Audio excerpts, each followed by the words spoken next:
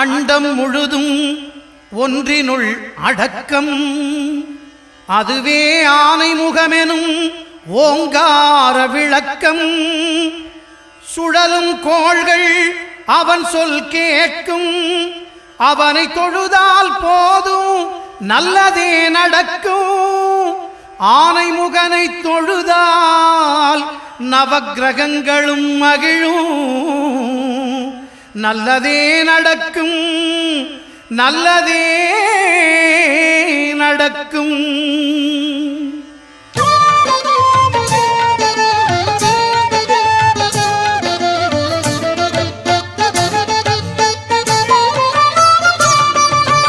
ஒன்பது கோளும் ஒன்றாய் காண